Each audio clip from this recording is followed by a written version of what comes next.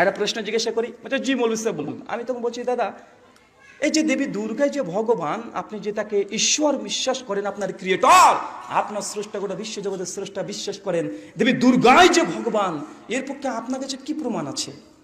যখনই এই কথা বলেছি, আরে মশাই আশ্চর্য তো, দেবী দুর্গা ভগবান, এর জন্য প্রমাণ লাগে নাকি? আচ্ছা কেন প্রমাণ লাগবে না? এর জন্য প্রমাণ লাগে নাকি? ভগবান ভগবান, এর প্রমাণ কি? আমি তখন বলছি দাদা, দেবী দুর্গা যখন ভগবান প্রমাণ যখন দিতে পারছেন না, তো দাদা ধরুন আমি ভগবান। উনি তখন বলছেন আপনি কেন ভগবান হতে যাবেন? আমি তখন বলছি যে আমি যে ভগবান না, তাহলে এটা প্রমাণ করেন।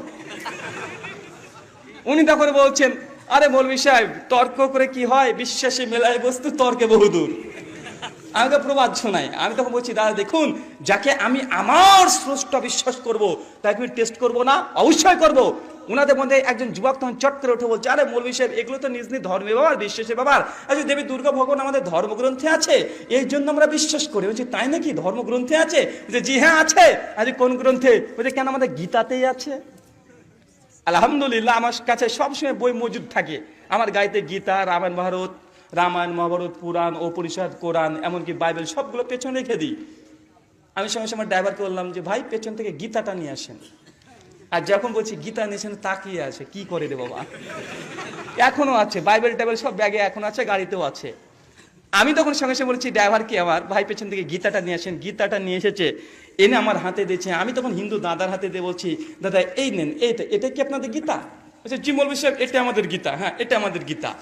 আমি বলছি দাদা, এই গোটা গীতা থেকে একবার আপনি দেখিয়ে দেন দেবী দুর্গা ভগবান, এই দুটো শব্দ গীতা থেকে যদি একবার দেখাতে পারেন, আমি মুসলিম ওয়াদা দিচ্ছি, 10 টাকা নয় 10 লাখ টাকা যদি লাগে, আমি আপনাকে দিয়ে যাব। উনি তখন ওরে বলছে, আরে এটা কোনো ব্যাপার নাকি? বুঝলি, তুই তো গীতা জানিস বলে একজনকে গীতা দিয়ে দিয়েছে। গীতা নিয়ে গীতা উল্টাচ্ছে, পৃষ্ঠা উল্টাচ্ছে। আমি কয়েক মিনিট পর বলছি, দাদা পেয়েছেন? কোনো কথা বলে না। আরো কিছুক্ষণ পর বলছি, দাদা পেয়েছেন? কোনো কথা বলছে না। তৃতীয়বার যখন বলছি, দাদা পেয়েছেন দেবী দুর্গা ভগবান, এই কথাটা, আরে মৌলভী সাহেব, এত মোটা গীতা এত তাড়াতাড়ি কি পাবো নাকি? আমি তখন বলছি যে দাদা, আসলে আমার হাতে তো সময় না, আমার প্রোগ্রাম আছে, আরো 200 কিলোমিটার আমার যেতে হবে। তো আমি টুক করে পকেট থেকে একটা আমার ভিজিটিং কার্ড দিয়ে তখন বলছি, দাদা এই যে কার্ডটা থাকলো, পেছনে নাম্বার দেওয়া আছে, দুর্গা ভগবান এই দুটো শব্দ যদি গীতা থেকে আপনি দেখাতে পারেন, একটা জাস্ট আপনি ফোন করবেন, আপনাকে টাকা নিয়ে আমি বাড়িতে উপস্থিত হব, এই আমার কার্ডটা রেখে দেন। এই কথা বলেছি। একজন সঙ্গে সঙ্গে দাদা ছিল, অনেকজন ছিল, ওর মধ্যে একজন বলছে, মৌলভী সাহেব, তার মানে কি আপনি আমাদের গীতা পড়েছেন? আচ্ছা দাদা দেখুন, আমার মুখে তো দাঁড়িয়ে আছে, মাথায় টুপি আছে, আমরা যদি কোনো কথা বলি আপনারা মনে করেন যে আমাদের ধর্মের সমালোচনা করছে। তো দাদা আমি বলতে চাই না, তবে আল্লাহর কসম, আমি গীতা কমপক্ষে বেশ কয়েকবার প্রথম থেকে শেষ পর্যন্ত পড়েছি। গীতার 18 খানা অধ্যায় আছে, 700 খানা শ্লোক আছে। গীতার শুধু বঙ্গানুবাদ আমার কাছে প্রায় 25 খানা আছে, সংস্কৃত মূল টেক্সটও আছে, ইংরেজি ভার্সন আছে। কমপক্ষে যদি গীতাকে একত্রিত করতে যারা ব্যাখ্যা, তার তত্ত্ব, তার সন্দীবনী, আরো যা আছে সবগুলো আমার কাছে আছে কমপক্ষে 40-এর অধিক। তো আমি এতবার পড়েছি, আমি এক জায়গা তো দেবী দুর্গা ভগবান তো দূরের কথা, দুর্গা শব্দই গীতাতে নাই, দুর্গা শব্দই গীতাতে নেই। উনি তখন একজন তখন বলছে, মৌলভী সাহেব আসলে আমরাও জানি, আসলে আমাদের এই হিন্দু ধর্মে মূর্তি পূজা বলে কিছু নেই। আমি তখন বলছি যে কাকে বুঝাচ্ছিলাম রে ভাই, এতক্ষণ সময়টা লস। ওদের মধ্যে মৌলভী সাহেব ঠিক আছে, এক কাজ করেন, অনেক আলোচনা, অন্তত 10 টাকা দেন। 5 থেকে একজন বলছে, মৌলভী সাহেব তো খুব কিপটারে, টাকা দেয় না, কেউ কথা বলে, আর আমি আছে দাওয়াত গুলো কিভাবে দেবো? আর ওখান থেকে একজন বলছে যে আসলে আমরাও জানি আমাদের ধর্মগ্রন্থে মূর্তি পূজা নেই। আমি তখন বলছি, দাদা তাহলে করেন কেন? আপনি যে জানেন, এতক্ষণ আমাকে খরচ করছেন। উনি তখন বলছে, দেখুন দাদা, আসলে এটা পরম্পরা ধরে চলে আসছে, বাপ দাদা পুরো পুরুষদের আমরা করে আসছি, এই জন্যই করতে হয়। আমি বুঝতে পারলাম, জি এটা হচ্ছে করোনা ভাইরাস। আমাদের মুসলিম সমাজ আছে না, বাপ মারা গেছে 40 দিন পর 40-এ খাওয়াচ্ছে বেটা, খুব পরিশ্রম, 5 ভাই, এই তুই দিবি একটা গরু, তুই দিবি একটা গরু, তুই চাল দিবি, তুই ডাল দিবি, আমি প্যান্ডেলে খরচ দেবো, মিষ্টি দেবো। 5 ভাই মিলে বাপের খানা দিচ্ছে, মৈত্রীখানা, ভাবছে কি না কি করে ফেলেছে। একদম বাপ মারা গেছে, মৈত্রীখানা দিয়েছে, 1000 মানুষকে খাওয়াই দিয়েছে 40-এ খানাতে। আর বেটা যখন সবাই খেয়ে চলে গেছে, গামছে ঝেড়ে বলছে আলহামদুলিল্লাহ সব কাজ করে ফেলেছি, আমার বাপ এখন জান্নাতে হাঁটছে। মানে ও ভাবছে বাপের জন্য খানা দিয়েছে, বলছে বাপ এখন জান্নাতে একদম ফুটবল খেলছে, অতই সোজা। যদি বলেন যে ভাই কি বাবা এটা করলেন কেন, এটা করা হয়েছে নেই, আল্লাহ রাসূলের জীবদ্দশায় তার সন্তান মরেছে, রাসূল জিন্দেগিতে মৌতিখানা দেয় নাই, আল্লাহ রাসূল নিজে মৃত্যুবরণ করেছে, আবু বকর শ্বশুর, আয়েশা তার স্ত্রী জিন্দেগিতে একবার কোন মানুষকে খাওয়াচ্ছে এই ঘটা করে, এর কোনো প্রমাণ নেই। আয়েশা মরে গেছে, তার অনেকগুলো সাহাবীরা ছিল, কেউ দিল না, আর আপনি কাজ করছেন, দলিল কোথায়? তখন বলবে বলেন কি দলিল, মানে বাপ দাদা পুরোপুরি ধরে আসছে। আমি তখন বুঝতে পারলাম যে সমস্যা দুই দিককার। মানে যখন দলিল নাই তখন দুটো দলিল, এক বাপ একটা দাদা। হিন্দু দাদাকে যে সময় দাদা মূর্তি পূজাতে করছেন, দলিল কোথায়? আরে বলেন না বাপ আর দাদা। হুজুর আপনি মিলাদ করছেন, দলিল কোথায়? বাপ আর দাদা একই দলিল। আমি তখন বললাম যে এই বাপ দাদার দলিল যে দিয়েছে একে আর বোঝানো সম্ভব না খাইটি ছাড়া। হিন্দু দাদাকে যে সময় দাদা মূর্তি পূজাতে করছেন, দলিল কোথায়? আরে বলেন না বাপ আর দাদা। হুজুর আপনি মিলাদ করছেন, দলিল কোথায়? বাপ আর দাদা একই দলিল। আমি তখন বললাম যে এই বাপ দাদার দলিল যে দিয়েছে একে আর বোঝানো সম্ভব না খাইটি ছাড়া। আমি তখন বলছি যে দাদা একটা কথা বলি, মৌলভী সাহেব ঠিক আছে আপনি অন্তত 10 টাকা দেন তারপরে কথা বলেন। আর আমি তো বাবার থেকে টাকা বের করছি না, কারণ আমি বলছি যতক্ষণ আছে দরটা দিয়ে দিই, তৌহিদের দাওয়াত পৌঁছে গেলে রাস্তার সফর আমার আলহামদুলিল্লাহ সফল। আমি তখন এই কথা বলার পরে বলছি দাদা একটা কথা বলি। বলছে জি বলুন মৌলভী সাহেব বলুন, কি বলবেন বলুন। আমি তখন বলছি যে দাদা দেবী দুর্গা পুজো যখন হয় সেখানে একটা মন্ত্র পাঠ করা হয়, সেটাকে বলে দর্শন মন্ত্র। দর্শন মন্ত্র কি জানেন? উনি বলছে আরে মৌলভী সাহেব বলেন না, এগুলো আমি জানি না, এই ঠাকুর পণ্ডিতদের কাজ, ওরাই জানে। আমি তখন বলছি যদি আমি পড়ি তাহলে কি বুঝতে পারবে? তা বুঝতে পারবো, এটা দর্শন মন্ত্র যেহেতু অনেকবারই শুনেছি। আমাদের মুসলিম সমাজের এরকম কিছু ছেলেরা আছে, কিছু ব্যক্তি আছে, এই সূরা ফাতিহা বল, জানি না। আলহামদুলিল্লাহ বল, হ্যাঁ আলহামদুলিল্লাহি রাব্বিল আলামিন, আছে না নাই বলেন তো? যদি বলে সূরা ইখলাস বল, তো সূরা ইখলাস জানি না। এই কুল সূরাটা বল, ও কুল, হ্যাঁ শুরু করে দিয়েছে। আমি তখন ভাবছি যে ওই ক্যাটাগরি ওদের মধ্যেও আছে। আমি তখন বলছি দাদা দর্শন মন্ত্র যদি পড়ি বুঝতে পারেন? বলছে হ্যাঁ মৌলভী সাহেব তা বুঝতে পারবো। আমি তখন বলছি ঠিক আছে কোনো সমস্যা নেই। আমি তখন মন্ত্র কিছু অংশ পড়েছি, মন্ত্র কোনটা পড়েছেন সেটা আপনাকে শোনাই। মন্ত্র বলছে দেখেন,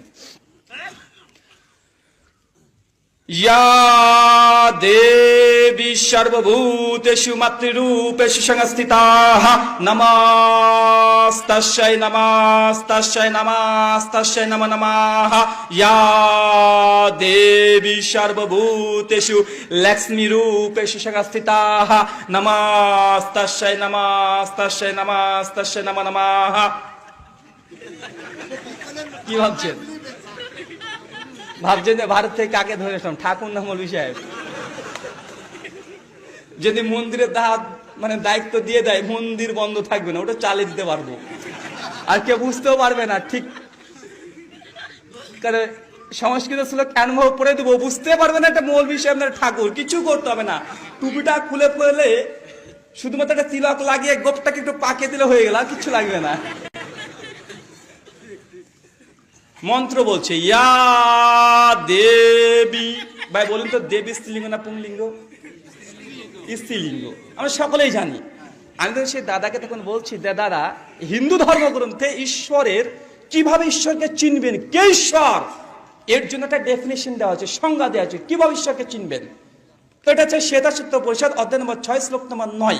আমি ওনার হাতে ধরে দিয়েছি, দিয়ে তখন বলছি দেখেন এখানে লেখা আছে। উনি তখন দেখছেন, আমি তখন বলছি কি মন্ত্র আছে? নাচশ্চ কাশ্চিৎ পতিরাস্তি লোকো নাচে সীতা শিকারা নাম কারণাপাদীপ নাচশ্চ কাশ্চিৎ জনিতা না জিদীপা। যিনি ঈশ্বর হবেন নাচশ্চ কাশ্চিৎ পতিরাস্তি লোকো নাচে সীতা লিঙ্গামা। যিনি ঈশ্বর হবেন নচা লিঙ্গামা, তার কোনো লিঙ্গ থাকবে না। ইয়া দেবী, দেবী তো স্ত্রীলিঙ্গ, দুর্গা পূজা, উনি তো একজন নারী। আচ্ছা দাদা ধর্মগ্রন্থ বলছে যিনি ঈশ্বর হবেন সে নারী হবেন না, সে পুরুষ হবে না, অথচ দেবী দুর্গাকে আমি দেখছি সে নারী। এখন কোনটা ঠিক? দুর্গা এটা ঠিক, আপনার বিশ্বাস ঠিক না ধর্মগ্রন্থ ঠিক? হয় ধর্মগ্রন্থ ঠিক আছে, আপনাদের বিশ্বাসটা ভুল, অথবা বিশ্বাস ভুল ঠিক আছে, ধর্মগ্রন্থ ভুল, যে কোনো একটা ঠিক হবে, একটা ভুল হবে। উনি তখন আসলে কিছু কথা বলছে না। আমি তখন বলছি দ্বিতীয় মন্ত্র কি বলছে? নাচশ্চ কাশ্চিৎ পতি রাস্তি লোকো। ভাই পতি মানে কি? পতি মানে স্বামী, হাজবেন্ড, স্বামী। স্বামীকে বলে পতি, হিন্দিতে বলে, সংস্কৃত বলে। আমি তখন বলছি দাদাকে, দাদা দেবী দুর্গার কি স্বামী ছিল, হাজবেন্ড ছিল? কেন থাকবে না, ছিলই তো। কে? বলছে দেবীর দেব মহাদেব শিব, নীলকণ্ঠ, রুদ্রা, মহেশ্বর, অনেকগুলো নাম। আমি তখন বলছি, দাদা ধর্মগ্রন্থ যে বলছে যিনি ঈশ্বর হবেন তার কোনো পাতি, তার কোনো স্বামী থাকবে না, অথচ দেবী দুর্গা তার স্বামী ছিল, তার নাম শিব। তো দাদা বলুন তখন কোনটা ঠিক আমি বিশ্বাস করি?